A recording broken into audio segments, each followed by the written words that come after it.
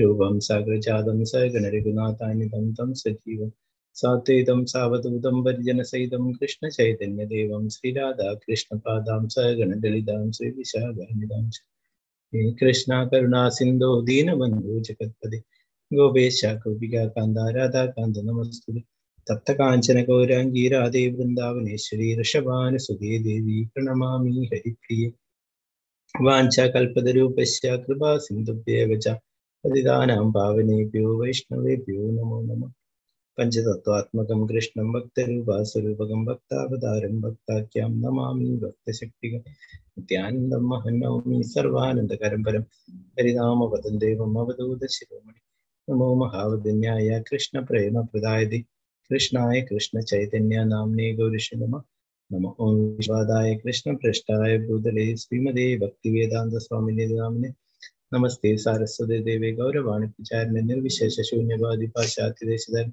जय श्री कृष्ण चैतन्य प्रभु नित्यानंद श्री अद्वैत गदाधर श्रीवासादि गौर भक्तवृंद हरे कृष्णा कृष्ण कृष्ण हरे हरे हरे राम राम राम हरे हरे गुरुवे गौरचंद्राय राधिकाय तदालय कृष्णाय कृष्ण भक्ताय तद्भक्ताय नमः प्रभुपाद की जय गुरु महाराज की जय।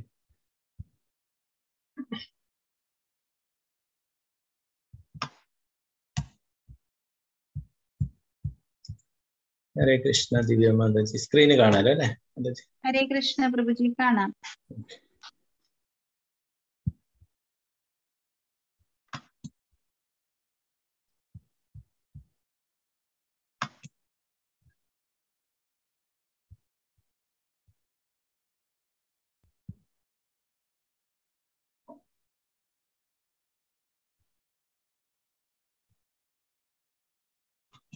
ഹരേ കൃഷ്ണ. ജ്ഞാന വിജ്ഞാന യോഗം. അപ്പൊ ഭഗവാൻ ഈ അധ്യായത്തില് എന്താണ് അതീന്ദ്രിയമായിട്ടുള്ള ജ്ഞാനം, ഭഗവാനെ കുറിച്ചുള്ള കുറെ കാര്യങ്ങൾ നമുക്ക് പറഞ്ഞു തരുന്നുണ്ട്.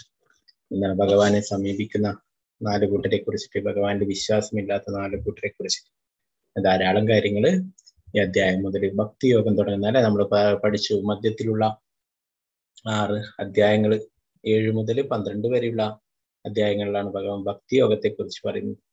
വളരെ പ്രധാനപ്പെട്ട ഭാഗങ്ങളാണ് 7 മുതൽ 12 വരെയുള്ള അധ്യായങ്ങൾ.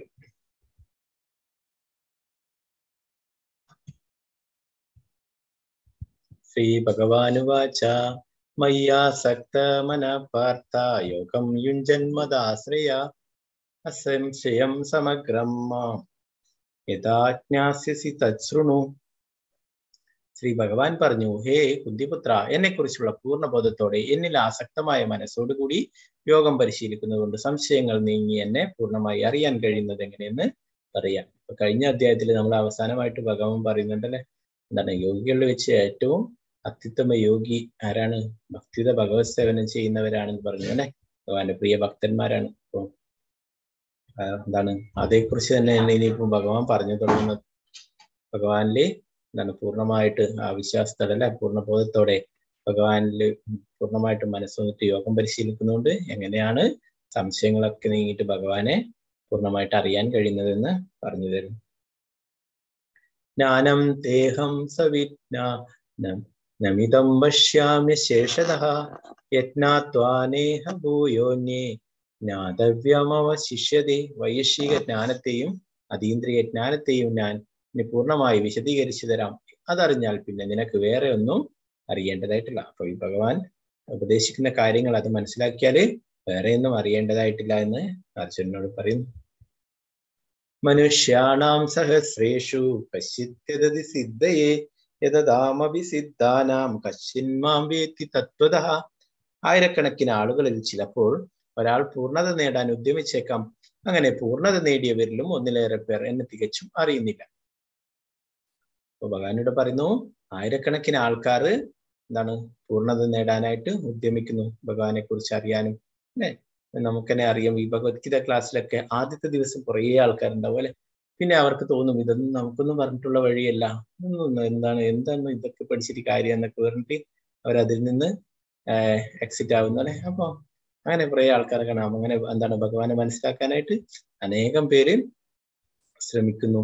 അങ്ങനെ പൂർണ്ണത നേടിയവരിലും ഒന്നിലേറെ പേർ എന്നെ തികച്ചും അറിയുന്നതുമില്ല. അങ്ങനെ അനേകം ആയിരക്കണക്കിന് ആൾക്കാരിൽ കുറച്ച് ആൾക്കാർ മാത്രമേ പൂർണ്ണത നേടാനായിട്ട് ശ്രമിക്കുന്നുള്ളൂ അല്ലെ. അപ്പൊ അങ്ങനെ പൂർണ്ണത നേടിയവരിലും കൂടുതൽ ആളുകള് ഭഗവാനെ കുറിച്ച് അറിയുന്നില്ല എന്ന് ഭഗവാൻ ഇവിടെ പറയുന്നു. അപ്പൊ ഇവിടെ കാണാം നിങ്ങൾക്ക് പിക്ചറിൽ എന്താണ് റിലേ ഓട്ടോ ഒക്കെ സംഘടിപ്പിക്കും അല്ലെ. ആയിരക്കണക്കിന് ആൾക്കാർ പങ്കെടുക്കും അല്ലെ. അപ്പൊ എല്ലാവരും വിജയിക്കോ ഇല്ല അല്ലെ. കുറെ ആൾക്കാർ ഒരു രസത്തിന് ഓടാൻ വരും, കുറെ ആൾക്കാർ വഴിയിൽ തളർന്നിട്ട് പിന്നെ അവിടെ ഓട്ടം നിർത്തും അല്ലെ. അങ്ങനെ അവസാനം എന്താണ് ജയിക്കുന്നത് ആരാണ്? ഒരാൾ അല്ലെ. പിന്നെ 2-3 സ്ഥാനങ്ങളൊക്കെ അല്ലെ. അപ്പോ അത്രേ ആൾക്കാരെ ജയിക്കുന്നുള്ളൂ അല്ലെ. അനേകം ആൾക്കാർ പങ്കെടുക്കുന്നു അല്ലെ. അതുപോലെ തന്നെ ഭഗവാനെ കുറിച്ച് അറിയാനായിട്ട് കുറെ ആൾക്കാർ പരിശ്രമിക്കും. എന്നാല് പൂർണ്ണമായ വിശ്വാസത്തോടെയൊക്കെ അതിൽ പൂർണ്ണത നേടിയവര് ചുരുക്കം പേരാണെന്ന് ഭഗവാനോട് പറയുന്നു. ഭൂമിരാപോ നലോ വായു മനോ ബുദ്ധിരേവച അഹങ്കാരമിതീയം മേ ഭിന്ന പ്രകൃതിരഷ്ടത. എന്റെ ഭിന്നമായ ഭൗതിക പ്രകൃതി, ഭൂമി, ജലം, അഗ്നി, വായു, ആകാശം, മനസ്സ്, ബുദ്ധി, മിഥ്യഹങ്കാരം എന്നിങ്ങനെ 8 എണ്ണം അടങ്ങുന്നതാണ്. ഇതിനെക്കുറിച്ച് നമ്മൾ പഠിച്ചു അല്ലെ. നമ്മുടെ ശരീരം നിർമ്മിച്ചിട്ടുള്ളത് പഞ്ചഭൂതങ്ങൾ കൊണ്ടാണ് അല്ലെ. ഭൂമി, ജലം, അഗ്നി, വായു, ആകാശം. ഇതാണ് നമ്മുടെ ആ സ്ഥൂല ശരീരം, അതിനെ പറയുന്ന അല്ലെ സൂക്ഷ്മ ശരീരം, മനസ്സ്, ബുദ്ധി, മിഥ്യഹങ്കാരം അല്ലെ. അപ്പൊ ഈ ഭഗവാന്റെ ഭൗതിക പ്രകൃതി എന്ന് പറയുന്നത് ഇങ്ങനെ 8 എണ്ണം അടങ്ങുന്നതാണെന്ന് ഭഗവാനോട് പറയുന്നു. അപരേയമിതന്യാം പ്രകൃതിം വിദ്ധി മേ പരാം ജീവഭൂതാ മഹാബാഹോ യേതം ദാര്യതേ ജഗത്. ഇവയ്ക്ക് പുറമേ ഹേ മഹാബാഹുവായ അർജുന, എനിക്ക് മറ്റൊരു ഉത്കൃഷ്ട ശക്തി കൂടിയുണ്ട്. ഈ താഴ്ന്ന തരം ഭൗതിക പ്രകൃതിയുടെ വിഭവങ്ങളെ ചൂഷണം ചെയ്യുന്ന ജീവഗണങ്ങളാണത്. ഭഗവാന്റെ തന്നെ ഉത്കൃഷ്ട ശക്തി തന്നെയാണെന്ന് പറയുന്നത്. എന്താണ് അവർ ചെയ്യുന്നത്? ഈ ഭൗതിക പ്രകൃതിയുടെ വിഭവങ്ങളൊക്കെ ചൂഷണം ചെയ്യുന്നു എന്ന് പറയുന്നു. അപ്പൊ നമ്മളൊക്കെ ജീവാത്മാക്കളൊക്കെ അല്ല, നമ്മുടെ ഭൗതിക പ്രകൃതിയുടെ വിഭവങ്ങളൊക്കെ ചൂഷണം ചെയ്യുന്നവർ തന്നെയാണ് ഭഗവാനോട് പറയുന്നു. ഇത് വളരെ പ്രധാനപ്പെട്ട ഒരു ശ്ലോകമാണ്. മത്ത പരതരം നാന്യാത് കിഞ്ചിദസ്തി ധനഞ്ജയ മയി സർവമിതം പ്രോതം സൂത്രേ മണിഗണായിവ. ധനഞ്ജയ, എന്നെക്കാൾ ശ്രേഷ്ഠമായൊരു സത്യമില്ല. മുത്തുകൾ നൂലിന്മേൽ എന്ന പോലെ സർവവും എന്നിൽ ഇണക്കി കോർക്കപ്പെട്ടിരിക്കുന്നു. ഭഗവാൻ പറയുന്നു, ഭഗവാനേക്കാളും ഉപരിയായിട്ട് ഒരു സത്യവുമില്ല. പരമസത്യം അല്ലെ, അത് ഭഗവാനാണ്. ശ്രീകൃഷ്ണൻ ഭഗവാനാണ്. ഭഗവാന് തുല്യരായിട്ടോ ഭഗവാന് ഉപരിയായിട്ടോ ആരും ഇല്ല. അപ്പൊ അതിന് ഉദാഹരണമായിട്ട് പറയുന്ന ഒരു മുത്തുമാല. മുത്തുമാലയിൽ നമുക്ക് വളരെ കാണാൻ ഭംഗിയായിരിക്കും അല്ലെ. അപ്പോ ആ മുത്തുമാല ഏതിന്റെ മുകളിലാണ് നിൽക്കുന്നത്? ഒരു നൂലിന്റെ മുകളിലാണ് ഇതൊക്കെ ഇണക്കി കോർത്ത് വെച്ചിട്ടുള്ളത് അല്ലെ. നമുക്ക് ആ നൂലിനെ കാണാൻ സാധിക്കില്ല അല്ലെ. ആ നൂലില്ലെങ്കിലോ ഇതൊക്കെ വേർപെട്ടു പോകും അല്ലെ. അപ്പൊ അതുപോലെ തന്നെ ഭഗവാൻ ഇവിടെ പറയുന്ന ഒരു മുത്തുമാലിലെ മുത്തുകൾ നൂലിന്മേൽ കോർത്തു വെച്ച പോലെ എല്ലാം ഭഗവാനുമായിട്ട് ഇണക്കി കോർക്കപ്പെട്ടിരിക്കുന്നു. ഭഗവാനെ കുറിച്ച് നമുക്ക് ഓർക്കാൻ വേണ്ടിയിട്ട് കുറെ കാര്യങ്ങൾ ഭഗവാൻ പറഞ്ഞു തരുന്നു. എളുപ്പത്തിൽ നമുക്ക് ഭഗവാനെ എപ്പോഴും ഓർത്തുകൊണ്ടേയിരിക്കാൻ വേണ്ടിയിട്ട്. രസോഹമപ്സു കൗന്ദേയ പ്രഭാസ്മി ശശി സൂര്യയോ പ്രണവ സർവവേദേഷു ശബ്ദകേ പൗരുഷം നൃഷു. കുന്തിപുത്ര, ജലത്തിലെ രസവും സൂര്യചന്ദ്രന്മാരിലെ പ്രകാശവും വേദമന്ത്രങ്ങളുടെ പ്രണവവും ആകാശത്തിന്റെ ശബ്ദവും പുരുഷന്റെ പൗരുഷവും ഞാനാവുന്നു. ഭഗവാൻ ഇവിടെ പറയുന്നു, ആദ്യമായിട്ട് രസോഹമപ്സു കൗന്ദേയ, ജലത്തിന്റെ രസം ഞാനാണെന്ന് പറയുന്നത് അല്ലെ. നമ്മളൊരു ദിവസം അനേകം തവണ വെള്ളം കുടിക്കും അല്ലെ. അപ്പൊ നമ്മൾ ആ വെള്ളം കുടിക്കുമ്പോൾ നമ്മൾ ഓർക്കണം, ഈ വെള്ളത്തിന്റെ രസം എന്ന് പറയുന്നത് ഭഗവാനാണ് എന്ന് ഭഗവാൻ ഇവിടെ പറഞ്ഞിരിക്കുന്നു. അപ്പൊ നമുക്ക് അപ്പോഴും ഭഗവാനെ ഓർക്കണം അല്ലെ. വെള്ളം കുടിക്കാൻ നോക്കുമ്പോ എന്താ ഓർക്കേണ്ടത്? ഈ വെള്ളത്തിന്റെ രസം ഭഗവാനാവുന്നു. അപ്പോഴേ നമ്മൾ എന്താണ് വെള്ളത്തിന് രസമുണ്ടോന്ന് ചോദിച്ചാൽ ഉണ്ടല്ലേ. അതെന്താണെന്ന് നമുക്ക് പറഞ്ഞറിയിക്കാൻ കഴിയില്ല. നമ്മൾ പുറത്തൊക്കെ പോയിട്ട് ഒക്കെ തളർന്നിട്ടൊക്കെ വരുന്ന സമയത്ത് നമുക്ക് ദാഹിക്കുമ്പോൾ നമുക്ക് എന്താ വേണ്ടത്? നല്ല ശുദ്ധമായിട്ടുള്ള വെള്ളം വേണം അല്ലെ. ആ സമയത്ത് നമുക്ക് വേറെന്തെങ്കിലും തന്നു കഴിഞ്ഞാൽ നമുക്ക് ഇഷ്ടപ്പെടുവോ? ഇല്ല. ദാഹിച്ചു വരുമ്പോൾ ഒരു ഗ്ലാസ് പാലൊക്കെ കുടിച്ചെന്ന് പറഞ്ഞാൽ നമ്മുടെ ദാഹം തീരും ഇല്ല അല്ലെ. അപ്പോഴാ വെള്ളം തന്നെ കുടിച്ചു കഴിഞ്ഞാൽ നമ്മുടെ ദാഹം തീരും അല്ലെ. അല്ല വേറെന്താ മലിനമായിട്ടുള്ള വെള്ളം തന്നു കഴിഞ്ഞാലോ അത് നമുക്ക് ഇഷ്ടപ്പെടില്ല അല്ലെ. വേറെ ടേസ്റ്റ് വ്യത്യാസമുള്ളതൊന്നും അല്ല അല്ലെ. ആ ജലത്തിന് ഒരു രസമുണ്ട് അല്ലെ. അത് നമുക്ക് പറഞ്ഞറിയിക്കാൻ പറ്റില്ല. അല്ല അതില്ലെങ്കിലോ എന്താണ് വേറെ മലിനമായിട്ടുള്ള ജലമായ അതൊന്നും നമുക്ക് ഇഷ്ടപ്പെടില്ല അല്ലെ. അപ്പൊ ഭഗവാനോട് പറഞ്ഞ ആ ജലത്തിന്റെ രസം ഞാനാകുന്നു. പിന്നെ സൂര്യചന്ദ്രന്മാരിലെ പ്രകാശവും സൂര്യചന്ദ്രന്മാർക്ക് വെളിച്ചം നൽകുന്നത് ഭഗവാനാണ് അല്ലെ. ഭഗവാന്റെ ലോകത്ത് ഈ സൂര്യചന്ദ്രന്മാരുടെ ഒന്നും ആവശ്യമില്ല അല്ലെ. ഭഗവത്ഗീതയിൽ തന്നെ ഭഗവാൻ പറയുന്നുണ്ട്. അപ്പൊ ആ സൂര്യചന്ദ്രന്മാർക്ക് പ്രകാശം നൽകുന്നത് ഭഗവാനാണ്. നമ്മൾ ദിവസവും സൂര്യനെ കാണുന്നു അല്ലെ. കുറെ ആൾക്കാർ സൂര്യ നമസ്കാരമൊക്കെ ചെയ്യും അല്ലെ. സൂര്യന് പൂജകളൊക്കെ ചെയ്യും. അപ്പോഴേ നമ്മൾ ഓർക്കണം, ഈ സൂര്യന് പ്രകാശവും വെളിച്ചം എന്താണ് ആ ചൂടും ഒക്കെ നൽകുന്നത് ആരാണ്? ഭഗവാനാണ്. സൂര്യചന്ദ്രന്മാര് ഭഗവാന്റെ കണ്ണുകളാണെന്ന് പറയും. അതുപോലെ തന്നെ ചന്ദ്രന്റെ പ്രകാശവും ഭഗവാൻ തന്നെയാണ് നൽകുന്നത്. വേദമന്ത്രങ്ങളിലെ പ്രണവം ഓംകാരം അല്ലെ, ഓം എന്ന് ഉച്ചരിച്ചുകൊണ്ടാണ് എല്ലാ പൂജകളും എല്ലാ ചടങ്ങുകളും ഒക്കെ ചെയ്യുക അല്ലെ. ഏത് ദേവീദേവന്മാരെ ആരാധിക്കുന്നുണ്ടെങ്കിൽ ആദ്യം എന്ത് ഓം എന്ന് പറയും അല്ലെ. ഓം നമഃശിവായ, ഓം ഗണപതിയെ നമഃ അല്ലെ. അങ്ങനെ എന്ത് ദേവീദേവന്മാരെ ആരാധിക്കുമോ ഓം ഓം എന്ന് ചേർക്കും അല്ലെ. എന്നാൽ ഹരേ കൃഷ്ണ മഹാമന്ത്രത്തിൽ ഓം ഇല്ല അല്ലെ. അതെന്തുകൊണ്ടാണ്? സാക്ഷാൽ ഭഗവാൻ തന്നെയാണ് ഹരേ കൃഷ്ണ മഹാമന്ത്രം എന്ന് പറയുന്നത്. ഭഗവാൻ തന്നെയാണ്. അതിന്റെ മുന്നിലായിട്ട് ഓം ചേർക്കേണ്ട ആവശ്യമില്ല. ആകാശത്തിന്റെ ശബ്ദവും പുരുഷന്റെ പൗരുഷവും ഞാനാകുന്നു ഭഗവാനോട് പറഞ്ഞു. പരമ ദിവ്യോത്തമ പുരുഷൻ അത് ഭഗവാനാണ് അല്ലെ. എന്താണ് ആ പുരുഷോത്തമൻ? അത് ഭഗവാനാണ്.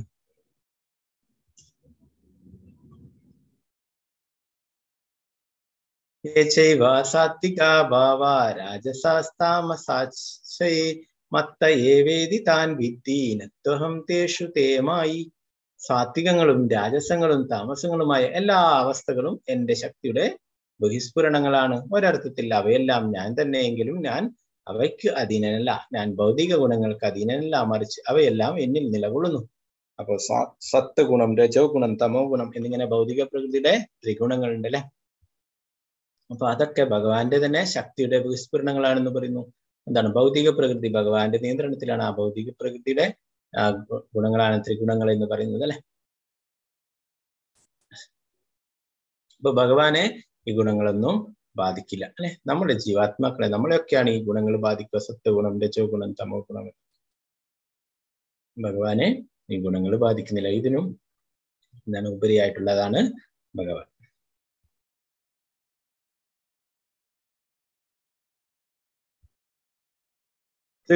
ഗുണമയർഭാവേരേഭി സർവമിതം ജഗത് മോഹിതം നാഭിജാനാതി മാമേത്യാ പരമവ്യയം. ത്രിഗുണങ്ങളാൽ സത്വം, രജസ്, തമസ് വ്യാമോഹിതമായ ഈ ലോകം ഇവയ്ക്ക് അതീതനും അഭ്യനുമായ എന്നെ അറിയുന്നില്ല.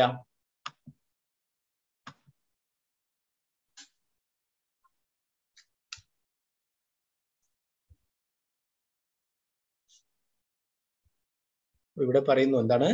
സത്വഗുണം, രജോ ഗുണം, തമോ ഗുണം അല്ലെ. ഇതില് വ്യാമോഹിതരായിരിക്കുന്നവര് അവരെ എന്താണ്? എല്ലാറ്റിന്റെയും നാഥനായിട്ടുള്ള, എല്ലാറ്റിന്റെയും നേതാവായിട്ടുള്ള ഭഗവാനെ കുറിച്ച് അറിയുന്നില്ല.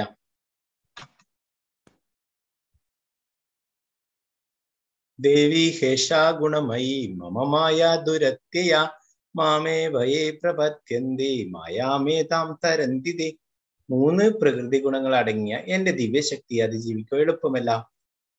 എന്നാൽ എനിക്കായി സ്വയം സമർപ്പിക്കുന്നവർക്ക് അത് നിഷ്പ്രയാസം സാധിക്കും. അപ്പൊ ഭഗവാന്റെ മായാശക്തിയെ കുറിച്ച് പറയുന്നു. ഭഗവാന്റെ മായാശക്തി അതിജീവിക്കുക എളുപ്പമല്ല എന്ന് പറയുന്നു. മമ മായാദുരത്യ, അത് ഭഗവാന്റെ തന്നെ ശക്തിയാണ്. അതുകൊണ്ട് അത് അത്രയും ശക്തമത്താണ്. അതിനെ അതിജീവിക്കുക എന്ന് പറയുന്നത് എളുപ്പമല്ല നമുക്ക്. എന്നാലോ എനിക്കായി സ്വയം സമർപ്പിക്കുന്നവർക്ക് അത് നിഷ്പ്രയാസം സാധിക്കും. നമ്മൾ ഭഗവാന്റെ ഭക്തരായിട്ട് ഭക്തി സേവനങ്ങൾ ചെയ്ത് ഭഗവാന്റെ തിരുനാമം ജപിക്കുകയാണെങ്കിൽ തീർച്ചയായിട്ടും ആ മായാദേവിയെ, മഹാമായയെ അതിന് നമുക്ക് അതിജീവിക്കാൻ കഴിയുമേ എന്ന് പറയുന്നു. അല്ലെങ്കിലോ ഭഗവാനിൽ നമ്മൾ സറണ്ടർ ആവാത്തിടത്തോളം കാലം മായ നമ്മളെ ആക്രമിച്ചുകൊണ്ടേയിരിക്കും. കഴിഞ്ഞ ക്ലാസ്സിൽ ആരോ ചോദിക്കുന്നുണ്ട് എന്താണ് നമ്മളെ പരീക്ഷിക്കുന്നത്? മഹാമായയാണല്ലേ. അത് ഭഗവാന്റെ തന്നെ ശക്തിയാണ്. ആ മായാശക്തി അതിജീവിക്കുക പ്രയാസമാണ് എന്ന് ഭഗവാനോട് പറഞ്ഞു. ഭഗവാന്റെ മായയെ കാണാനായിട്ട് ധാരാളം ആൾക്കാർ ആഗ്രഹിച്ചിരുന്നു. അവരൊക്കെ ആ ഭഗവാന്റെ മായാശക്തിയെ കണ്ടിട്ട് അത്രയും ഭയപ്പെട്ടിട്ടുണ്ടായിരുന്നു. ശ്രീമദ് ഭാഗവതത്തിൽ തന്നെ 12ാം സ്കന്ധത്തില് മാർക്കണ്ഡേയ മുനിയെ കുറിച്ച് പറയുന്നു. മാർക്കണ്ഡേയ മുനി ഭഗവാനെ കുറെ ധ്യാനിച്ച് ഭഗവാനെ ഉപദേശപ്പെടുത്തി. ഭഗവാനോട് എന്തെങ്കിലും വരങ്ങൾ വേണോ എന്നൊക്കെ ഭഗവാൻ ചോദിച്ചപ്പോൾ ഭഗവാനോട് പറയുകയുണ്ടായി, അങ്ങയുടെ മായാശക്തിയെ എനിക്ക് കാണണമായിരുന്നു എന്ന്. ഭഗവാൻ പറഞ്ഞു, അത് വേണ്ട, അത് അത്ര കാര്യമുള്ള സാധനമല്ല, അതിനെ കൊണ്ട് കാര്യമില്ല എന്ന് പറഞ്ഞു. എന്നാലും എനിക്ക് കാണാൻ ആഗ്രഹമുണ്ട് എന്ന് പറയുകയുണ്ടായി. അതുപോലെ നടക്കട്ടെ എന്ന് പറഞ്ഞിട്ട് ഭഗവാനും അങ്ങനെ ആശീർവദിക്കുകയുണ്ടായി. അപ്പോ അങ്ങനെ അദ്ദേഹം ആശ്രമത്തില് എന്തൊക്കെയോ കാര്യങ്ങൾ നടത്തിക്കൊണ്ടേയിരിക്കലാം. അപ്പോഴേ പെട്ടെന്ന് അദ്ദേഹത്തിന് മാർക്കണ്ഡേയ മുനിക്ക് അനുഭവപ്പെട്ടു, അവിടെ ചുറ്റിലും പ്രളയം വന്നിട്ടുള്ളതായി. എല്ലാം മുങ്ങി ആ പ്രളയത്തിൽ പെട്ടിട്ട് മാർക്കണ്ഡേയ മുനി എവിടെയും കരയും ഒന്നും കാണാനില്ല, ഒരു ശിവജാലങ്ങളെയും ഒന്നും കാണാനില്ല, ചുറ്റിലും വെള്ളം മാത്രം.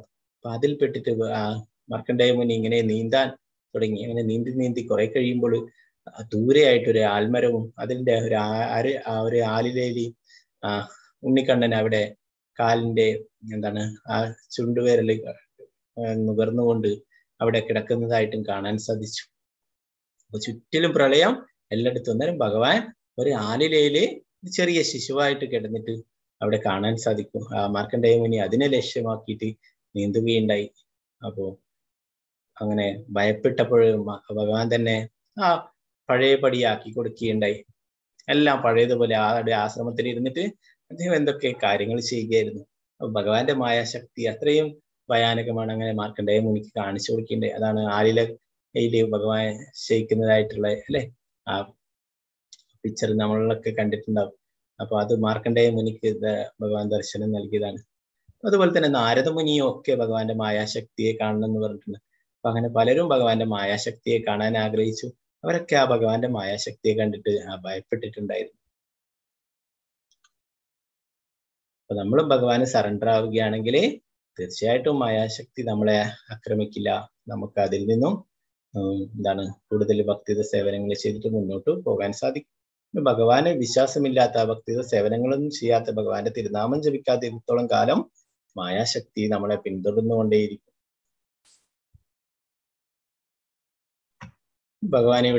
ഭഗവാനിൽ വിശ്വാസമില്ലാത്ത ആൾക്കാരെ കുറിച്ച് പറയുന്നു.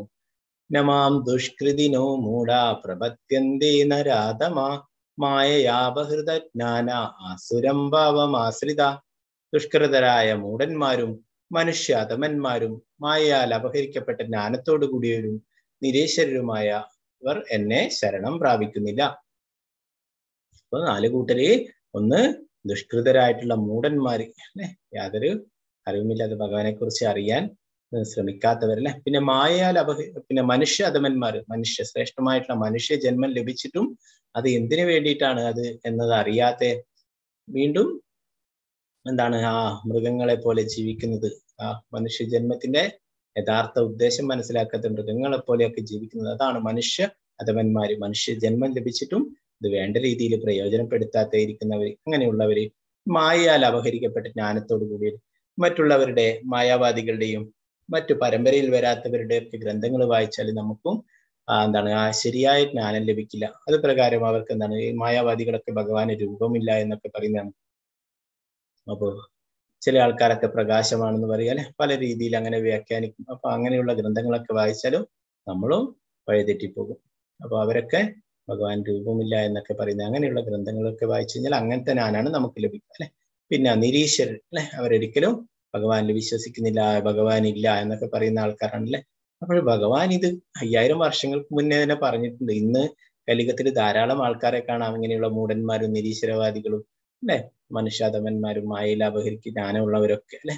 അവരൊക്കെ ഭഗവാൻ അന്നേ പറഞ്ഞിട്ടുണ്ട്, അവരൊക്കെ ഉണ്ട്, അവരൊന്നും ഭഗവാനിൽ വിശ്വാസമില്ലാത്ത ആൾക്കാരാണ്, അങ്ങനെയുള്ള ആൾക്കാർ ഉണ്ടാവുമെന്ന് പറഞ്ഞിട്ടുണ്ട് അല്ലെ. അപ്പൊ ഇന്നത്തെ കാലത്തും ധാരാളം ആൾക്കാരെ കാണാം ഇങ്ങനെ ഭഗവാനിൽ വിശ്വാസമില്ലാത്ത ആൾക്കാരല്ലേ. അപ്പൊ അതൊക്കെ അവരൊക്കെ ഇനി എത്രയോ ജന്മങ്ങൾ കഴിഞ്ഞാൽ മാത്രമേ ഈ ഭഗവാനെ കുറിച്ചൊക്കെ മനസ്സിലാക്കൂ അല്ലെ. അവര് ഭഗവാനെ മറന്ന് ജീവിക്കാൻ ആഗ്രഹിക്കുന്നു. അതുപോലെ തന്നെ അവർക്ക് അങ്ങനെയുള്ള ജന്മങ്ങൾ ലഭിക്കും ഇനിയും. ഇനി ഭഗവാനെ സമീപിക്കുന്ന 4 കൂട്ടരെ കുറിച്ച് പറയുന്നു.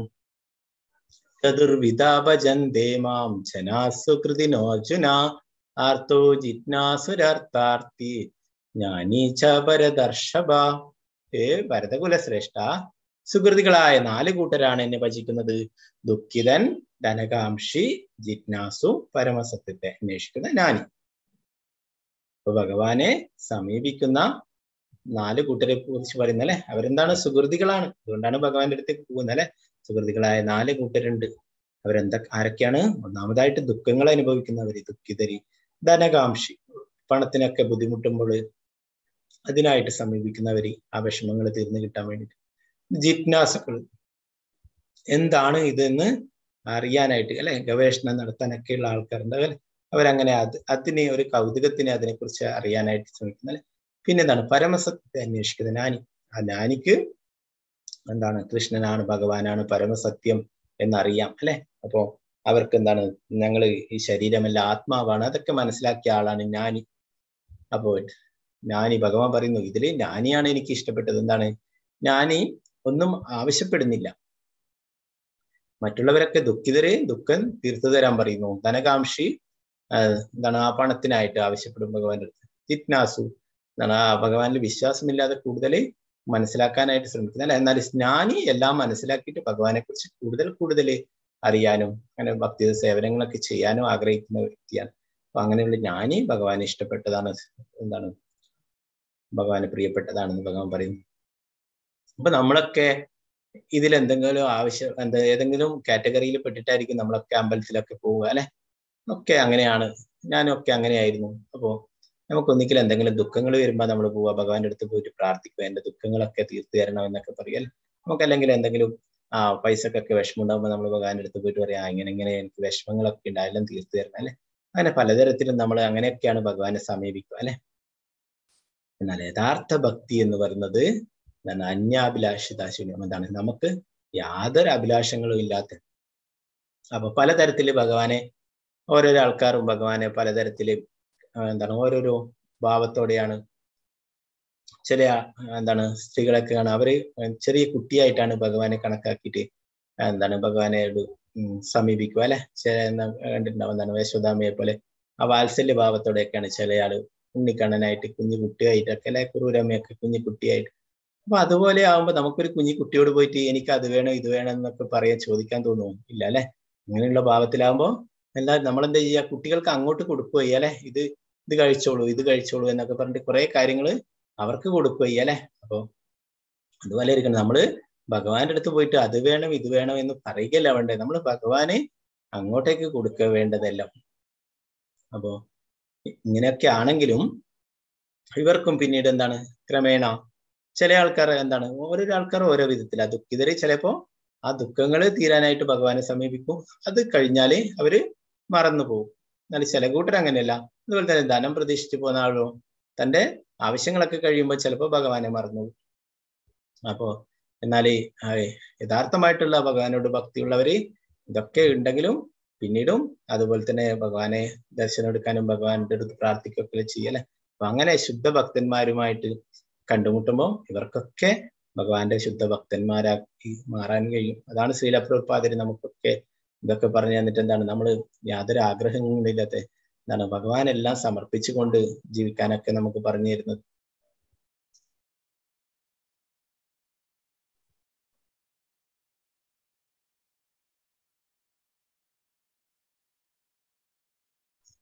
യേഷാം ജ്ഞാനീ നിത്യയുക്ത ഏകഭക്തിർവിശിഷ്യതേ പ്രിയോ ഹീനാനിനോ തമഹം സച്ച മമ പ്രിയ. ജ്ഞാനസഹിതമായ ശുദ്ധ ഭക്തി സേവന നിരതനായിരിക്കുന്നവനാണ് ഇവരിൽ വെച്ച് ഉത്തമൻ. അയാൾക്ക് ഞാൻ ഏറ്റവും പ്രിയപ്പെട്ടവനാണ് അയാൾ എനിക്ക്. അപ്പൊ ജ്ഞാനിയായിട്ടുള്ള ആൾക്കാർ, അല്ലെ?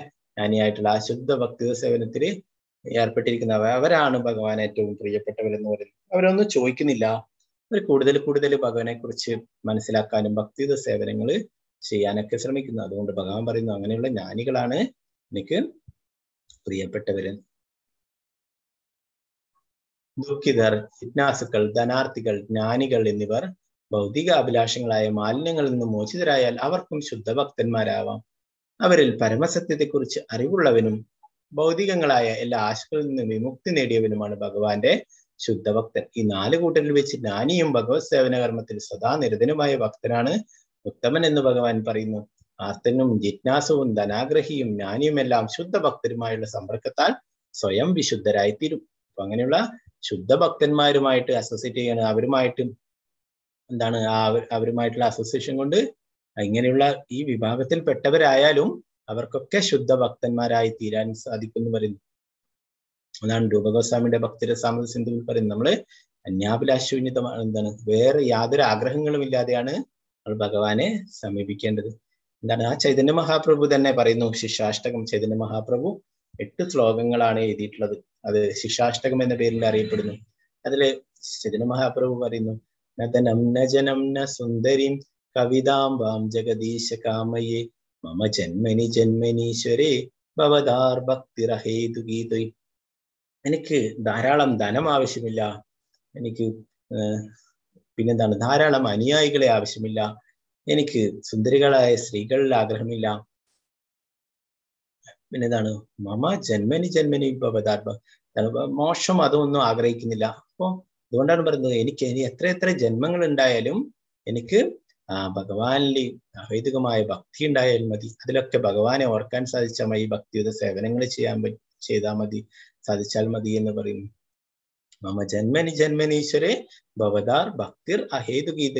അങ്ങനെ ഭഗവാന്റെ ഭക്തിയുടെ സേവനങ്ങൾ ചെയ്താൽ സാധിച്ചാൽ മതി. ആ ഒരു പ്രാർത്ഥനയാണ് ചൈതന്യ മഹാപ്രഭു പറഞ്ഞിരുന്നത്. ചൈതന്യ മഹാപ്രഭു ഒരു ഭക്തന്റെ രൂപത്തിൽ നമുക്ക് എങ്ങനെ ഒരു ഭക്തൻ എങ്ങനെ ആയിരിക്കണം എന്ന് കാണിച്ചു തരാൻ വേണ്ടിയിട്ടാണ് ഭഗവാൻ കൃഷ്ണൻ തന്നെ ചൈതന്യ മഹാപ്രഭു ആയിട്ട് അവതരിച്ചിട്ടുള്ളത്. അപ്പൊ ഭക്തന്മാർക്ക് എന്താണ് ആ മോശം പോലും അത്ര ആഗ്രഹിക്കുന്നില്ല. എന്താണ് അതിലും ഉപരിയായിട്ടുള്ളതാണ് ഭക്തിയുടെ സേവനം എന്ന് പറയുന്നത്. മോക്ഷത്തെക്കാളും ഉപരിയായിട്ടുള്ളതാണ് ഭക്തിയുടെ സേവനം എന്ന് പറയുന്നത്. അപ്പൊ മോക്ഷത്തെ പോലും ആഗ്രഹിക്കുന്നില്ല. അങ്ങനെ ഭഗവാന്റെ ധാരാളം ഭക്തന്മാര് അങ്ങനെ പറയുന്നുണ്ട്. എന്താണ് ഭഗവാനെ മറക്കുന്നതാണെങ്കിൽ മോശം പോലും വേണ്ട. വൃത്രാസുരൻ എന്താണ് ആ ശ്രീമദ് ഭാഗവതത്തിൽ പറയുന്നുണ്ട്, മമോത്തമ ശ്ലോക ജനേഷ് സഖ്യം സംസാര ചക്രേ ഭ്രമദസ്വ കർമ്മഭി തന്മായി ആത്മാ മജതാരഗേഹി ആസക്ത ചിത്തസ്യ നനാദഭൂയ. എന്താണ് എനിക്ക് എന്താണ് എന്റെ കർമ്മഫലങ്ങളായിട്ട് ഞാൻ ഇവിടെ കറങ്ങിക്കൊണ്ടേയിരിക്കുന്നു. അപ്പോ എനിക്കെന്താണ് ആ ഭഗവാനെ മറന്നുകൊണ്ട് യാതൊന്നും വേണ്ട എന്ന് പറയുന്നു. മോശമായാലും ഒന്നും ഭഗവാനെ മറന്നുകൊണ്ടുള്ള യാതൊന്നും എനിക്ക് ആവശ്യമില്ല. ഭഗവാന്റെ ആ ഭക്തിയുടെ സേവനങ്ങൾ ചെയ്യാൻ കഴിഞ്ഞാൽ മതി, ഭഗവാന്റെ ദാസനായാൽ മതി എന്ന് പ്രാർത്ഥിക്കുന്നു. അപ്പോ നമ്മുടെ കയ്യിലും പ്രാർത്ഥന അങ്ങനെ ആയിരിക്കണം. നമുക്ക് അത് വേണം ഇത് വേണം എന്ന് പറയേണ്ടതല്ല. ഭഗവാൻ അറിയാം അല്ലെ, നമ്മുടെ ഹൃദയത്തിൽ പരമാത്മാവായിട്ട് ഭഗവാൻ ഉണ്ട്. ഭഗവാൻ അറിയാം ആർക്കൊക്കെ എന്തൊക്കെ വേണമെന്നുള്ളത്. നമ്മൾ ആ ഒരു നമുക്കൊരു അനുഗ്രഹം ലഭിച്ചിട്ട് നമ്മൾ അതുകൊണ്ട് നശിച്ചു പോകുന്നുണ്ടെങ്കിൽ ഭഗവാൻ ഒരിക്കലും അത് തരില്ല. അപ്പോ നമുക്കത് ആവശ്യമാണെങ്കിൽ തീർച്ചയായിട്ടും ഭഗവാൻ തരും. അപ്പോ അങ്ങനെയാണ് ഭഗവാൻ. അല്ലാണ്ട് നമ്മളൊക്കെ എന്തെങ്കിലും ധാരാളം എന്താണ് കാര്യങ്ങളൊക്കെ അനുഗ്രഹങ്ങളെ തന്നിട്ട് നമ്മൾ വഴിതെറ്റിപ്പോകും, നമ്മൾ ഭക്തിയിൽ നിന്ന് പോവെങ്കിൽ ഭഗവാൻ ഒരിക്കലും അത് തരില്ല. അപ്പൊ ഇങ്ങനെയുള്ള ആൾക്കാരൊക്കെ ഭഗവാനെ ഓരോരോ കാര്യങ്ങൾക്ക് ദുഃഖം വരുമ്പോഴും അങ്ങനെയൊക്കെയാണ് സമീപിക്കുന്നുണ്ടെങ്കിലും ഒരു ശുദ്ധ ഭക്തന്മാരുമായിട്ടുള്ള സമ്പർക്കത്താല് അവരൊക്കെ ഭഗവാന്റെ പരിശുദ്ധ ഭക്തന്മാരായി തീരുമെന്ന് പറയുന്നു. ശ്രീല പ്രഭുപാദർ അങ്ങനെ അനേകം പേരെ ഭഗവാന്റെ പരിശുദ്ധ ഭക്തന്മാരാക്കി മാറ്റുകയുണ്ടായി. അപ്പൊ ഇവിടെ അതിനായിട്ട് ഉദാഹരണങ്ങൾ പറയുന്നു. ധ്രുവ മഹാരാജാവിന്റെ ഉദാഹരണം പറയുന്നു. ധ്രുവ മഹാരാജാവ് എന്താണ് ആ വലിയ ഒരു രാജ്യം വേണം, പിതാവിനേക്കാളും വലിയ രാജ്യം വേണം എന്നൊക്കെ ആഗ്രഹിച്ചിട്ടാണ് തപസ് ചെയ്യാൻ പോയിട്ടുള്ളത്. നിങ്ങൾക്കൊക്കെ അറിയുന്നതായിരിക്കും, ശ്രീമദ് ഭാഗവതത്തിലൊക്കെ ഉള്ളതാണ്. ആ ധ്രുവ മഹാരാജാവിന്റെ പിതാവ് രാജാവായിരുന്നു. അദ്ദേഹത്തിന് വേറൊരു പത്നി കൂടി ഉണ്ടായിരുന്നു. ധ്രുവ മഹാരാജാവിന്റെ അമ്മയെ കൂടാതെ വേറൊരു പത്നി കൂടി ഉണ്ടായിരുന്നു. ആ പത്നിയിലും ഒരു കുട്ടി ഉണ്ടായിരുന്നു. അപ്പൊ ധ്രുവനേക്കാളും ഇളയ കുട്ടിയായിരുന്നു. അപ്പൊ ഒരിക്കലും ഇങ്ങനെ കളിച്ചുകൊണ്ടിരിക്കുന്ന അവസരത്തിൽ ധ്രുവന്റെ അനുജൻ രണ്ടാനമ്മയുടെ മകൻ അച്ഛന്റെ മടിയിൽ ഇരിക്കുന്നുണ്ടായിരുന്നു. അത് കണ്ടിട്ട് ധ്രുവനും അച്ഛന്റെ മടിയിൽ ഇരിക്കാനായിട്ട് ആഗ്രഹിച്ചു അല്ലെ. കുട്ടികളൊക്കെ അങ്ങനെയാണ്, ചെറിയ കുട്ടികളൊക്കെ ആകുമ്പോൾ ഞാനും ഇരിക്കുന്നു ഒക്കെ പറഞ്ഞിട്ട് അവര് അവിടെ ഇരിക്കാൻ ശ്രമിക്കും അല്ലെ. അപ്പൊ അതുപോലെ ധ്രുവൻ ആഗ്രഹിച്ചപ്പോൾ ആ രണ്ടാനമ്മ ധ്രുവനെ വഴക്ക് പറയുകയുണ്ടായി. നിനക്ക് ഇവിടെ ഇരിക്കാനുള്ള യാതൊരു യോഗ്യതയുമില്ല, നിനക്ക് യുവരാജാവാകാനുള്ള ഒരു യോഗ്യതയുമില്ല, നീ എന്റെ വയറ്റിൽ പിറക്കുകയാണെങ്കിൽ എനിക്കതിന് സാധിക്കും, ഇനിയൊരു ജന്മം കൂടി വേണം എന്നൊക്കെ പറഞ്ഞിട്ട് ആ കുട്ടിയായിരിക്കുന്ന ചെറിയ 5 വയസ്സുള്ള ആ ധ്രുവ മഹാരാജാവിനെ ധാരാളമായിട്ട് വഴക്ക് പറയുകയുണ്ടായി. അങ്ങനെ വിഷമിച്ചിട്ട് ആ അമ്മയുടെ അടുത്തേക്ക് പോയിട്ടുണ്ടായിരുന്നു. ധ്രുവന്റെ അമ്മയുടെ പേര് സുനീതി, മറ്റു രണ്ടാം അമ്മയുടെ പേര് സുരീജി. അപ്പോഴങ്ങനെ സുനീതിയുടെ അടുത്ത് പോയിട്ട് പറയുകയുണ്ടായി, അമ്മേ ഇങ്ങനെയാണ്, എനിക്ക് ഇതിൽ നിന്ന് എന്താണ് ഒരു വഴി, എനിക്കും അച്ഛന്റെ മടിയിലിരിക്കാനെന്ന്. അപ്പോഴാ സുനീതി പറഞ്ഞു കൊടുക്കുകയുണ്ടായി, നിങ്ങൾക്ക് ഭഗവാനോട് പറയണം, നാരായണനോട് പറയണം, നാരായണന് മാത്രമേ നിന്നെ രക്ഷിക്കാൻ കഴിയൂ. അപ്പോഴാ ധ്രുവൻ 5 വയസ്സുള്ള കുട്ടി കൗതുകത്തോട് ചോദിച്ചു, ഈ നാരായണനെ എവിടെയാണ് കാണുക, എവിടെയാണ് ഉള്ളത്? അപ്പോഴേ അന്നത്തെ കാലത്തൊക്കെ എല്ലാവരും തപസ് ചെയ്യുന്നത് അല്ലെ, വനത്തിൽ പോയിട്ട് തപസ് ചെയ്യുന്നു ഭഗവാനെ പ്രത്യക്ഷപ്പെടുത്താനായിട്ട്. അപ്പോഴേ സുനീതി പറഞ്ഞു, എല്ലാവരും വനത്തിൽ പോയിട്ടാണ് ഭഗവാനെ തപസ് ചെയ്ത് പ്രത്യക്ഷപ്പെടുത്തുന്നത് എന്ന് പറയുന്നുണ്ട്. അത് കേൾക്കേണ്ട താമസം ധ്രുവൻ ഉടനെ തന്നെ അവിടെ വിട്ടിറങ്ങുകയുണ്ടായി, വനത്തിലേക്ക് യാത്രയായി. എന്നാൽ വഴിയിൽ വെച്ചിട്ട് നാരദമുനിയെ മുട്ടുകയുണ്ടായി. നാരദമുനി ധാരാളം ഉപദേശങ്ങൾ നൽകി ആ ധ്രുവനെ പിന്തിരിപ്പിച്ച് വീട്ടിലേക്ക് തന്നെ അയക്കാനായിട്ട് ശ്രമിക്കുകയുണ്ടായി. കാട്ടില് വന്യമൃഗങ്ങളൊക്കെ ഉണ്ടാവും. ഈ ചെറിയ പ്രായത്തിൽ നീ വനത്തിൽ പോയി ഒറ്റയ്ക്ക് പോയി കഴിഞ്ഞാൽ വന്യമൃഗങ്ങളൊക്കെ നിന്നെ പിടിക്കുക എന്നൊക്കെ പറഞ്ഞ് ധാരാളം ഉപദേശങ്ങൾ നൽകി. എന്നാൽ ധ്രുവൻ അതിൽ നിന്നും പിന്തിരിയാൻ കൂട്ടാക്കിയില്ല. അപ്പൊ ധ്രുവൻ എന്ന വാക്കിന്റെ അർത്ഥം തന്നെ ഉറച്ച തീരുമാനമുള്ളവൻ, ഒരിക്കലും പിന്തിരിയാത്ത ധ്രുവം, ഉറച്ച പ്രതിജ്ഞയുള്ള ആൾ, അത്രയും ദൃഢനിശ്ചയമുള്ള എന്നുള്ളതാണ് ധ്രുവൻ എന്ന വാക്കിന് തന്നെ അർത്ഥം. അപ്പൊ അങ്ങനെ അതിൽ നിന്ന് പിന്തിരിയാൻ ധ്രുവൻ തയ്യാറായില്ല. അവസാനം ഭഗവാനെ പ്രത്യക്ഷപ്പെടുത്താനായിട്ട് എന്ത് മന്ത്രമാണ് ജപിക്കേണ്ടേ എന്നൊക്കെ പറഞ്ഞിട്ട് അങ്ങനെ ധ്രുവന് ഓം നമോ ഭഗവതി വാസുദേവായ ജപിച്ചോളൂ എന്നൊക്കെ പറഞ്ഞ് നാരദമുനി ഉപദേശങ്ങളൊക്കെ കൊടുത്തിട്ട് കാട്ടിലേക്ക് പറഞ്ഞയക്കുകയുണ്ടായി. അങ്ങനെ ധ്രുവൻ കഠിനമായിട്ടുള്ള തപസ് അനുഷ്ഠിച്ചു. ഭക്ഷണങ്ങളൊന്നും കഴിക്കാതെ ആദ്യം ഉണങ്ങിയ ഇലകളൊക്കെ ഭക്ഷിച്ചു. പിന്നീട് ജലം മാത്രം കഴിച്ചിട്ട് തപസ് അനുഷ്ഠിച്ചു. പിന്നീട് ഒറ്റക്കാലിൽ നിന്നിട്ട് തപസ് അനുഷ്ഠിച്ചു. പിന്നെ അങ്ങനെ അവസാനം വായു പോലും ശ്വസിക്കാതെ അങ്ങനെ വായുവിനെ പോലും നിയന്ത്രിച്ചുകൊണ്ട് കഠിനമായ തപസ് അനുഷ്ഠിക്കുകയുണ്ടായി. അതിന്റെ ഫലമായിട്ട് ദേവലോകത്തിലുള്ളവർക്കൊക്കെ അസ്വസ്ഥത അനുഭവപ്പെട്ടു. ദേവന്മാരൊക്കെ ഭഗവാന്റെ അടുത്ത് പോയിട്ട് പരാതി പറയുകയുണ്ടായി. ഞങ്ങൾക്കൊക്കെ ശ്വാസം ലഭിക്കാത്ത അവസ്ഥ വരുന്നു ആ ധ്രുവന്റെ കഠിനമായിട്ടുള്ള തപസ് കാരണം. അപ്പൊ ധ്രുവനോട് കാരുണ്യം കാണിക്കണം എന്ന് പറയുകയുണ്ടായി. അങ്ങനെ ഭഗവാൻ ധ്രുവന്റെ അടുത്ത് വരികയും ധ്രുവന് അനുഗ്രഹങ്ങൾ നൽകുകയും ചെയ്തു. ധ്രുവനെ ആ ശംഖ കൊണ്ടും താമര കൊണ്ടും ഭഗവാൻ അനുഗ്രഹിക്കുകയുണ്ടായി. ധ്രുവനോട് എന്താണ് വേണ്ടതെന്ന് ചോദിച്ചപ്പോൾ അതുവരെ മനസ്സിൽ ധ്യാനിച്ചുകൊണ്ടിരുന്ന ആ ഭഗവാന്റെ രൂപം കൺമുന്നിൽ കണ്ടപ്പോൾ ധ്രുവനൊന്നും ചോദിക്കാൻ തോന്നിയില്ല. എനിക്കൊന്നും ആവശ്യമില്ല, അങ്ങയുടെ ഈ രൂപം എപ്പോഴും ഓർക്കാനും അങ്ങയുടെ നാമം ജപിക്കാനും ഒക്കെ കഴിഞ്ഞാൽ മതി, വേറെ ഒന്നും ആവശ്യമില്ല എന്ന് പറയുകയുണ്ടായി. എങ്കിലും ഭഗവാൻ എല്ലാം മനസ്സിലാക്കിക്കൊണ്ട് ആ ധ്രുവന് ഒരു ലോകം തന്നെ കൊടുക്കുകയുണ്ടായി. എന്തിനു വേണ്ടിയിട്ടാണ് പോയിട്ടുള്ളത്? ഒരു പിതാവിനേക്കാളും വലിയൊരു ചക്രവർത്തിയാകാനും ഒരു രാജ്യം നേടാനും വേണ്ടിയിട്ടായിരുന്നു. എന്നാലേ ഭഗവാൻ ഇവിടെ ഒരു ലോകം തന്നെ, ധ്രുവലോകം എന്ന് പറഞ്ഞിട്ട് ഒരു ലോകം തന്നെ കൊടുക്കുകയുണ്ടായി. നമ്മൾ ആ ഗോലോക ചാർട്ട് കാണിക്കുമ്പോൾ അതിൽ കാണാൻ സാധിക്കും 14 ലോകത്തിനും അടുത്തായിട്ട് ആ ക്ഷീരോദകശായി വിഷ്ണുവിന്റെ അടുത്തായിട്ട് ധ്രുവ നക്ഷത്രം, ധ്രുവ ലോകം തന്നെയുണ്ട്. അപ്പൊ ധ്രുവനെ ഭഗവാൻ കൊടുത്തിട്ടുള്ളത്. അങ്ങനെ ഈ ധ്രുവൻ സമീപിച്ചിട്ടുള്ളത് പിതാവിനേക്കാളും വലിയ രാജ്യം നേടാനായിട്ടാണ്. ഭഗവാന്റെ എല്ലാ അനുഗ്രഹങ്ങളും നൽകി. ഭഗവാനെ കണ്ടപ്പോൾ എനിക്കൊന്നും ആവശ്യമില്ല എന്ന് പറഞ്ഞു. എന്നിലും ഭഗവാൻ ഒരു ലോകം തന്നെ കൊടുക്കുകയുണ്ടായി. അപ്പൊ ഓരോരോ ഭഗവാന്റെ പ്രിയ ഭക്തന്മാരൊക്കെ അവരൊക്കെ ഭഗവാനെ സമീപിച്ചിട്ടുള്ളത് ഓരോരോ തരത്തിലുള്ള വിഷമങ്ങളുള്ളവരായിരുന്നു. ഗജേന്ദ്രനെ നമുക്കറിയാം, ശ്രീമദ് ഭാഗവതത്തിൽ ഗജേന്ദ്രന്റെ സ്തുതിയൊക്കെ വളരെ പ്രധാനപ്പെട്ടതാ അല്ലെ? ഭാഗവത സപ്താഹങ്ങളിലൊക്കെ പറയുന്നത്. അപ്പൊ ആ ഗജേന്ദ്രൻ ആ ഭഗവാനെ വിളിച്ചിട്ടുള്ളത് എന്തിനാണ്? ആ മുതലയുടെ പിടിയിൽപ്പെട്ട അല്ലെ, ആയിരക്കണക്കിന് വർഷങ്ങൾ ആ മുതലയുടെ പിടിയിൽ നിന്ന് രക്ഷപ്പെടാനായിട്ട് സ്വന്തം ശക്തി കൊണ്ട് ശ്രമിക്കുകയുണ്ടായി. എന്നാൽ അദ്ദേഹത്തിന് അത് സാധിച്ചില്ല.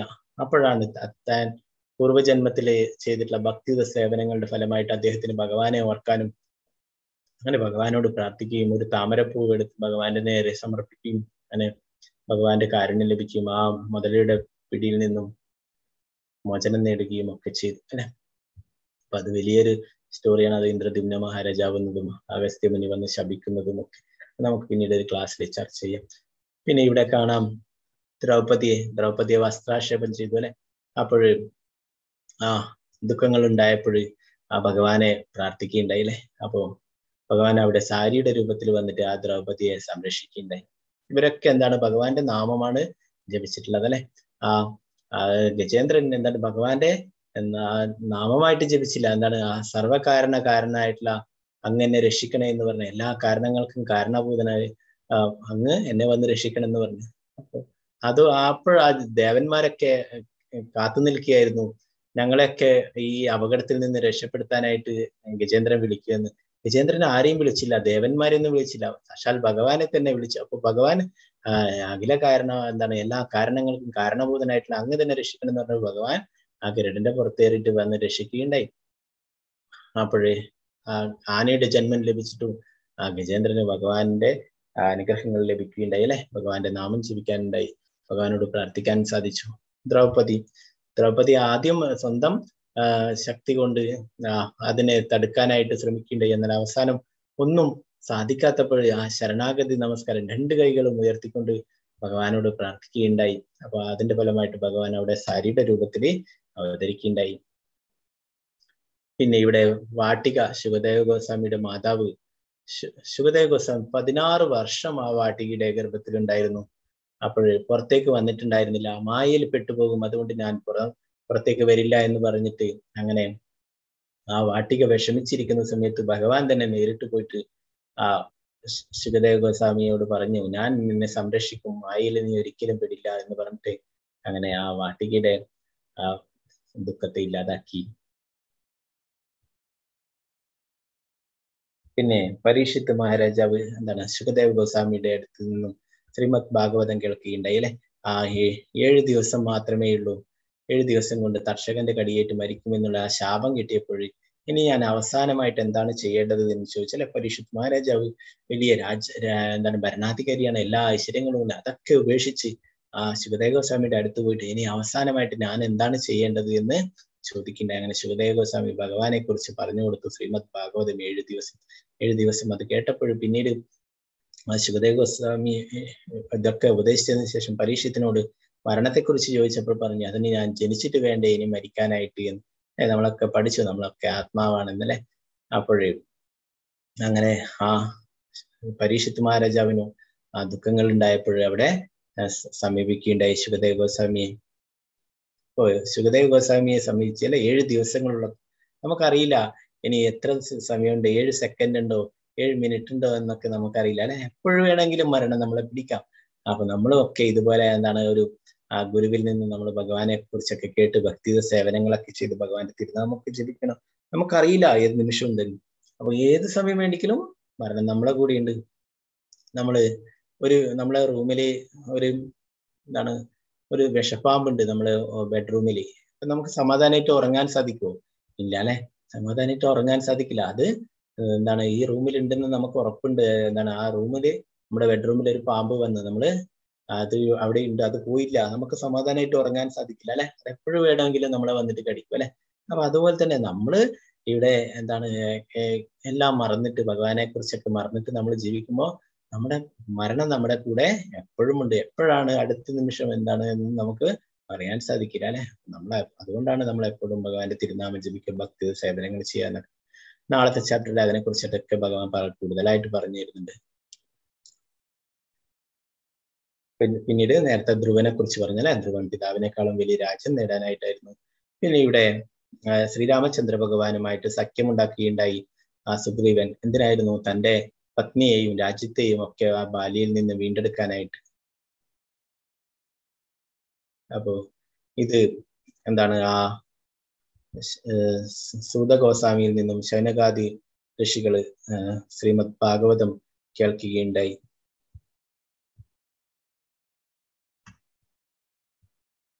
പത്തൊമ്പതാമത്തെ ശ്ലോകം. ബഹൂനാം ജന്മനാം അന്തേ ജ്ഞാനവാൻ മാം പ്രപദ്യതേ വാസുദേവ സർവമിതി സമഹാത്മാസു ദുർലഭ.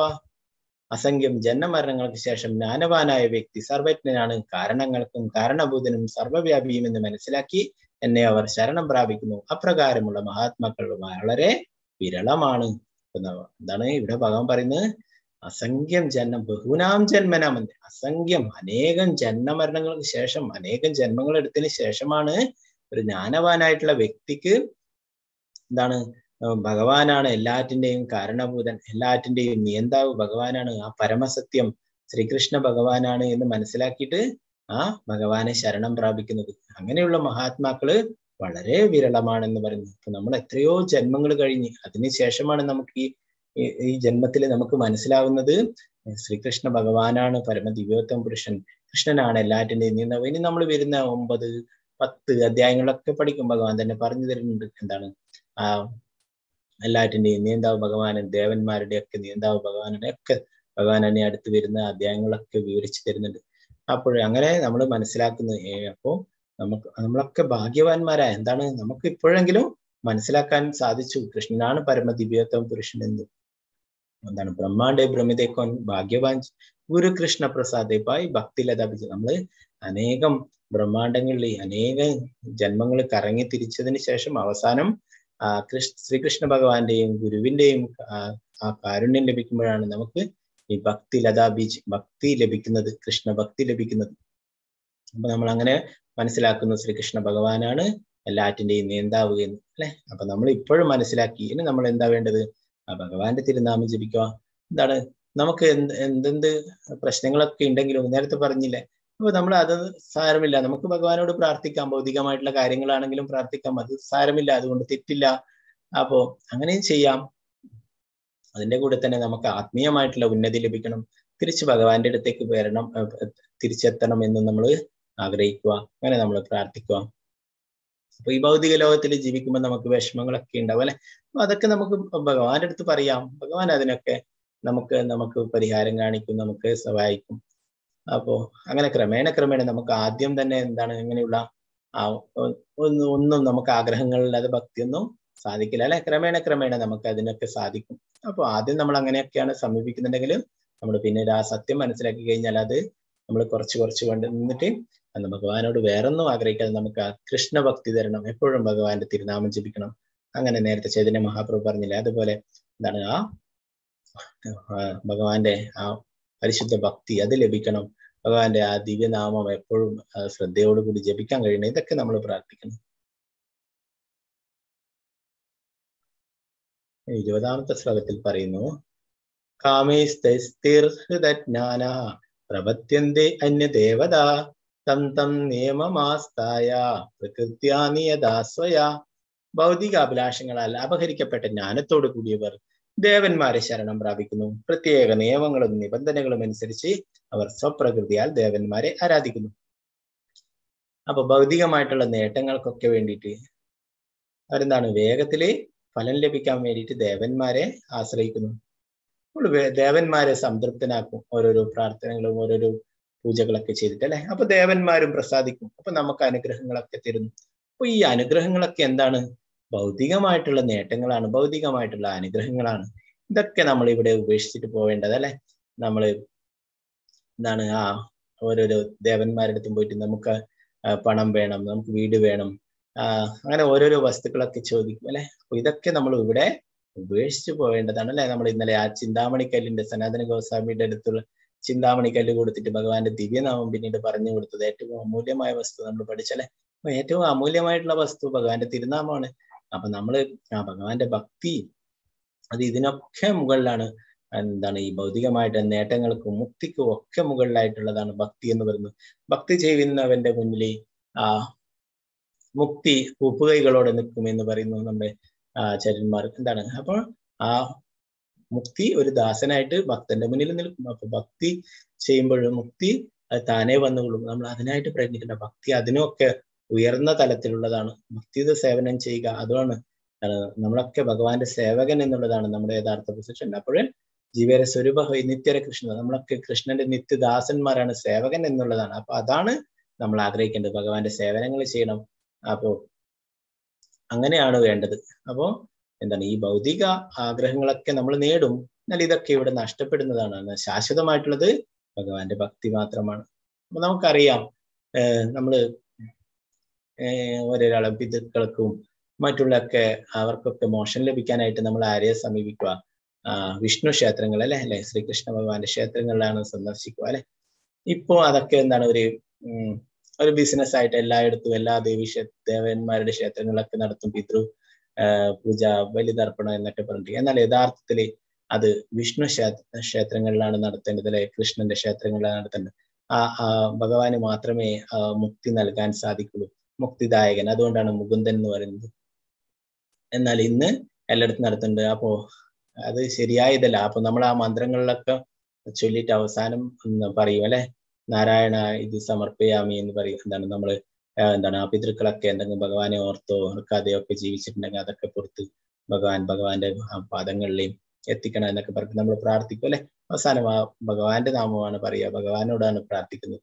അപ്പോൾ ഭഗവാന് മാത്രമേ നമുക്ക് മുക്തി നൽകാൻ സാധിക്കൂ. മറ്റുള്ള ദേവി ദേവന്മാർക്കൊക്കെ എല്ലാ ഭൗതികമായിട്ടുള്ള അനുഗ്രഹങ്ങളൊക്കെ നൽകാൻ സാധിക്കും. ഇതൊക്കെ ഭഗവാൻ കൊടുത്തിട്ടുള്ളതാണ്. ഓരോ ദേവി ദേവന്മാരും അവരുടേതൊക്കെ ഓരോരോ സ്ഥാനങ്ങളാണ്. നമുക്കിവിടെ അറിയാം, നമ്മുടെ ഇന്നത്തെ കാലത്ത് ഭരണകൂടം അല്ലെ, അതിന് ഒരു പ്രധാനമന്ത്രി ഉണ്ട്. ആ പ്രധാനമന്ത്രി കുറെ വിഭാഗങ്ങളെ ആക്കും. എന്താണ് വിദ്യാഭ്യാസം, വരും ധനകാര്യം, അങ്ങനെ ഓരോരോ തരത്തിലുള്ള അല്ലെ, എന്താണ് ഭക്ഷ്യം, അങ്ങനെ ഓരോരോ വിഭാഗങ്ങളാക്കിയിട്ട് അതിനൊക്കെ ഓരോരോ തലവന്മാരെ നിയോഗിക്കും അല്ലെ. അതേപോലെ തന്നെ ഭഗവാൻ ഓരോരോ ആൾക്കാർക്ക് ഓരോരോ ചുമതലകൾ കൊടുത്തിട്ടുള്ളതാണ്. ബ്രഹ്മാവിന് സൃഷ്ടി, ശിവന് സംഹാരം, പിന്നെന്താണ് സരസ്വതിക്ക് വിദ്യ, ലക്ഷ്മി ധനം, അങ്ങനെ ഓരോരോ പൊസിഷൻ കൊടുത്തിട്ടുണ്ട് അല്ലെ. ഇന്ദ്രന് മഴ പെയ്യിക്കാൻ, എന്താണ് വായുദേവന് വായു നൽകാൻ, പിന്നെ അങ്ങനെ ഓരോരോ ദേവീദേവന്മാർക്ക് ഓരോരോ ചുമതലകൾ, അതാണ് അവര് നൽകുന്നത്. അപ്പൊ ഇതൊക്കെ ഭഗവാൻ കൊടുത്തിട്ടുള്ളതാണ്. അപ്പോഴേ നമ്മള് യഥാർത്ഥമായിട്ട് അപ്പൊ ഇതിനൊക്കെ ആഗ്രഹിക്കേണ്ട ആവശ്യമില്ല അല്ലെ. ഇതൊക്കെ ഭഗവാനിൽ നിന്ന് വന്നിട്ടുള്ളത്. അപ്പൊ നമ്മൾ ഭഗവാനെ സമീപിക്കുകയാണെങ്കിൽ ഇതൊക്കെ ലഭിക്കും. അതിന്റെ കൂടെ നമുക്ക് തിരിച്ച് ഭഗവാന്റെ അടുത്തേക്ക് പോകാനും സാധിക്കും. അപ്പോ സത്വഗുണത്തിൽ ഈ 3 ഗുണങ്ങൾ പറയുന്നതിനെ അനുസരിച്ചിട്ട് അവരെ ആരാധിക്കുന്നു. സത്വഗുണത്തിലുള്ളവർ ദേവീദേവന്മാരെയൊക്കെ ആരാധിക്കും. രജോ ഗുണത്തിലുള്ളവര് ഭരണാധികാരികളെയും മറ്റ് സാമ്പത്തിക നേട്ടത്തിന് വേണ്ടിയിട്ട് മറ്റുള്ളവരെയൊക്കെ ആരാധിക്കും. പിന്നെ തമോ ഗുണത്തിലുള്ളവരെ ഭൂതപ്രേത പിശാചുകളൊക്കെ ആരാധിക്കും.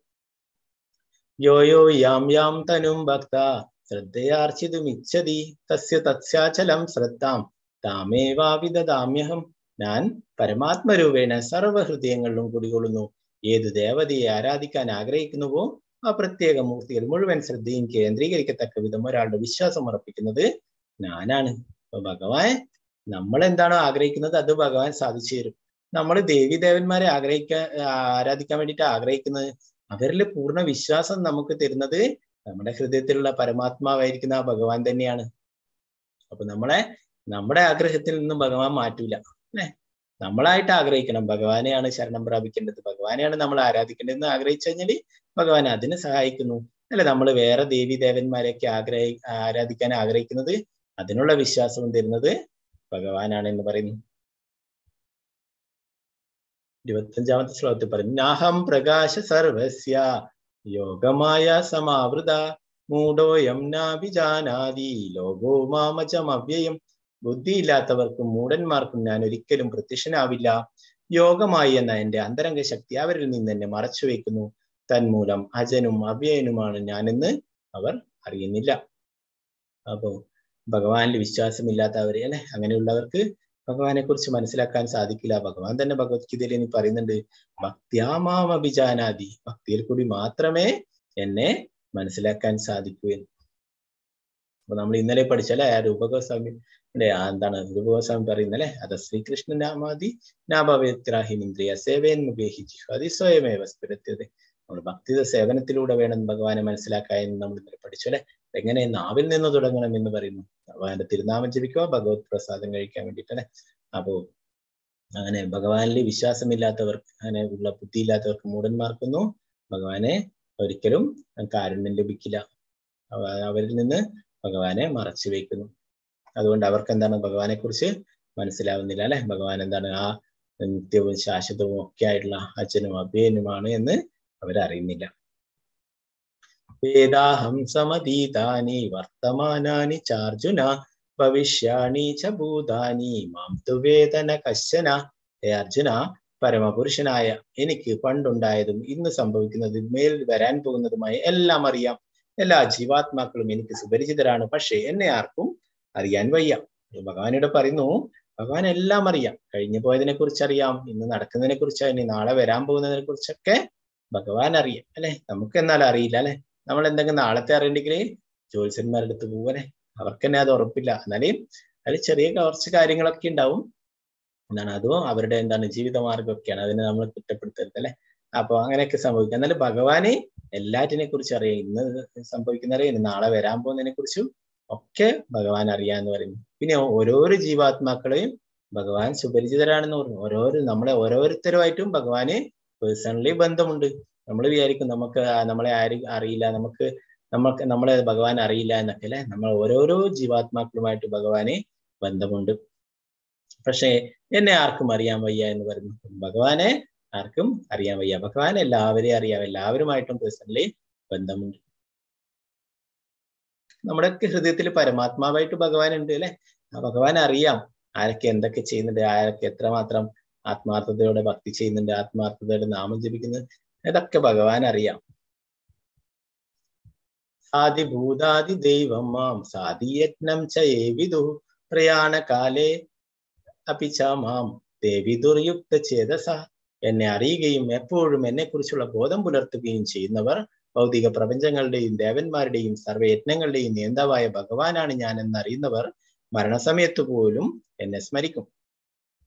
അപ്പോ ഇവിടെ പറയുന്നത് ആണ് ഭഗവാനെ കുറിച്ചിട്ട് അറിയുകയും എപ്പോഴും ഭഗവാന്റെ തിരുനാമം ജപിക്കുകയും അല്ലെ ഭക്തിത സേവനങ്ങൾ ചെയ്യുകയൊക്കെ ചെയ്യുന്നവര് അവർക്ക് എന്താണ് എല്ലാ ഭൗതിക പ്രപഞ്ചങ്ങളുടെയും ദേവന്മാരുടെയും സർവ്വയജ്ഞങ്ങളുടെയും ഒക്കെ നിയന്താവ് ഭഗവാനാണെന്ന് മനസ്സിലാക്കുന്ന അല്ലെ നമ്മൾ പഠിച്ചു. ഭോക്താരാം യജ്ഞ തപസ്സും സർവ്വലോകമായ എല്ലാ യജ്ഞങ്ങളുടെയും തപസ്സുകളുടെ ഒക്കെ ഭോക്താവ് ഭഗവാനാണ് അല്ലെ, എല്ലാറ്റിന്റെയും നിയന്താവ് ഭഗവാനാണ് അല്ലെ. ഇങ്ങനെ അറിയുന്നവരെയും ഭഗവാന്റെ ഭക്തിത സേവനങ്ങളൊക്കെ ചെയ്യുന്നവര് അവര് മരണസമയത്ത് പോലും എന്നെ സ്മരിക്കും എന്ന് പറയുന്നു. അപ്പോ ഇതിനെ അടുത്ത അധ്യായത്തിലേക്കുള്ള ഒരു സൂചനയായിട്ട് ഭഗവാൻ പറയുന്നു. അടുത്ത അധ്യായം പരമപദപ്രാപ്തി, ഭഗവാനെ മരണസമയത്ത് എങ്ങനെ ഭഗവാനെ ഓർക്കാൻ സാധിക്കും അതിനെ കുറിച്ചൊക്കെ പറയുന്നു. അപ്പൊ മരണസമയത്ത് ഭഗവാനെ ഓർക്കുക എന്ന് പറയുന്നത് അത്ര പെട്ടെന്ന് കഴിയുന്ന കാര്യമല്ല അല്ലെ. അത് വളരെ പ്രയാസമാണ്. നമുക്ക് അവസാനം വാർദ്ധക്യമാകുമ്പോഴൊക്കെ ഭഗവാനെ ഓർക്കുക എന്ന് പറയുന്നത് വളരെ പ്രയാസമാണ്. അപ്പൊ അതിനു വേണ്ടിയിട്ടുള്ള പരിശീലനമാണ് നമ്മൾ ഭഗവാന്റെ തിരുനാമം ജപിക്കുന്നവരൊക്കെ. എപ്പോഴും നമ്മൾ ഭഗവാന്റെ തിരുനാമം ജപിക്കുകയാണെങ്കിൽ തീർച്ചയായിട്ടും നമുക്ക് അപ്പോഴും ഭഗവാനെ കുറിച്ച് ഓർക്കാൻ സാധിക്കും. ആ സമയത്ത് നമുക്ക് പ്രായമായ സമയത്ത് നമുക്ക് ഓർക്കാന്ന് വിചാരിച്ചാല് സാധിക്കില്ല. അപ്പൊ അതിനെ കുറിച്ചിട്ട് മുകുന്ദമാലയില് കുലശേഖര ആൾവാർ, ഭഗവാന്റെ പ്രിയ ഭക്തനായിട്ടുള്ള കുലശേഖര ആൾവാർ പറയുന്നു, പ്രാർത്ഥിക്കുന്നു ഭഗവാനോട്, കൃഷ്ണത്തുതീയ പദപങ്കജ പഞ്ചരാന്തം അദ്വൈവമേ വിശദു മാനസ രാജഹംസം പ്രാണപ്രയാണ സമയേ കഫപാദപിത്ത കണ്ടാവരോധന വിദോ സ്മരണം കുതസ്തേ. കുലശേഖര ആൾവാർ പറയുന്നു, എനിക്ക് പ്രായമാകുന്ന സമയത്ത് തൊണ്ടയിൽ കഫം, വാദം, പിത്തം ഇവയൊക്കെ നിറഞ്ഞിരിക്കുന്ന സമയത്ത് എനിക്ക് എങ്ങനെ അങ്ങയുടെ നാമം ജപിക്കാൻ കഴിയും? എങ്ങനെ അങ്ങയെക്കുറിച്ച് ഓർക്കാൻ സാധിക്കും?